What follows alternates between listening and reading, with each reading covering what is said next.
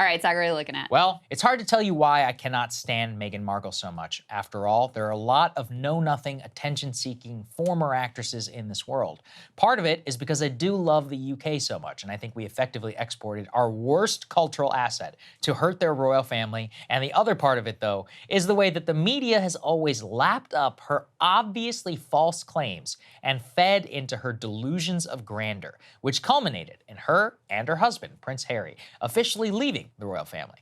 Their departure was sold initially as principled. Meghan had allegedly been ostracized by the royal family because of her race, according to her, and the British press was just too mean to her.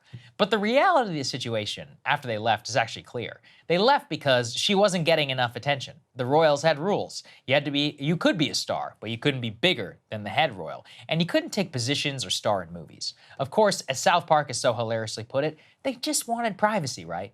Which is why they moved to California to set up shop at a production company. And a few years now into that production company, we're getting a very good view into how big of charlatans both Meghan and Harry really appear to be. A perfect view into big entertainment companies, which are apparently dumb enough to feed these people's delusions of grandeur. First, we already brought you the news that Spotify is ending its relationship with Harry and Meghan. Reporting indicates that they were paid some $20 million for 12 episodes. And despite this astronomically high rate per episode, Meghan apparently could not find the time to actually conduct interviews herself and would have someone else do it. She would then edit in her voice as if she was the one doing the interview. One of the craziest things I have ever heard. But there are even more details on the Spotify project, which are just too good. Harry apparently reneged on many parts of his deal because he just had too hard of a time coming up with something to actually say. His ideas ranged from a podcast on veterans issues, to one on misinformation, to a point of view of someone new living in America. Quote, he at one point considered co-hosting a show with comedian Hassan Minhaj. My personal favorite anecdote was one serious Harry idea, where he would interview people like Donald Trump, Vladimir Putin, and Mark Zuckerberg, but effectively focus on only their childhood trauma. He also proposed interviewing Pope Francis about religion, quote, in a show centered around fatherhood, and then a series covering societal matters like climate change. That's not everything, though. The couple also had a $100 million deal with Netflix, not only to sell their own personal story, but to come up with groundbreaking new series where they would be taken seriously.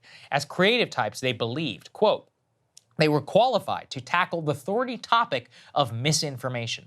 Why is that? Because apparently they know a lot about the topic after having to deal with the British press. That's why.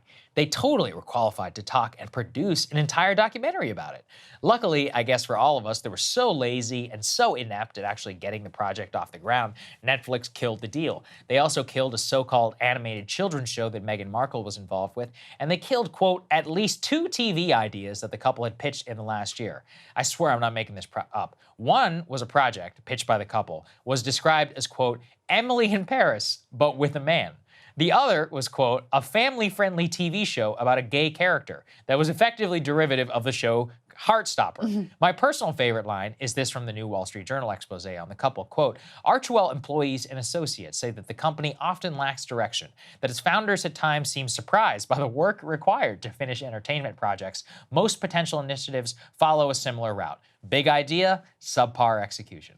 Makes sense, especially if you never actually had to work hard a day in your life. But as much as I wish that this was just about awful Harry and Meghan and how bad they are, it's a story of giant entertainment companies showering the undeserving talent in cash. Harry and Meghan did not get the idea to get Netflix to pay them a fat stack to come up with these ideas. They stole it from the real Duke and Duchess of turning yourself into a brand, Barack and Michelle Obama, who left office and almost immediately started signing insanely lucrative deals with the exact same companies, Spotify and Netflix. Yet a similar story has already played out there. Spotify did not renew its deal with the Obamas because they rightfully thought if you sign a deal with Obama, Obama would actually appear every once in a while on a podcast. But they apparently don't want to do that. They want to produce content from behind the scenes that doesn't feature them as much because they are so special talent producers. A common theme is emerging here. People become famous, either through birth or public service, then they turn themselves into a brand. Obama himself ceased being an actual man a very long time ago. He is a multi-million-dollar deal, as is his wife, after the book Becoming fame. Their job is to print as much cash in this lifetime as humanly possible, while maintaining an iron death grip on the control of the Democratic Party. Obama himself has not been all that adept at actually producing good content. His National Park series on Netflix was a huge flop, generated almost no buzz. I personally also found it odd. Why is an American president doing a series called National Parks and then including parks about other countries? Whatever. I digress. The major takeaway from these two cases is how much money, leeway, and cash that you can get when you are a cultural star with the right politics. Take people like us out of it. How insane is our current system? From comedy to politics to almost every sector of entertainment, there is an explosion of independent talent, hustling, building real audiences, connections with millions of people across the globe. Now, some of them get paid, to be sure, but really only what, the top 0.01%? People like Joe Rogan, XQC, others, they hustled their way there for years before they got paid.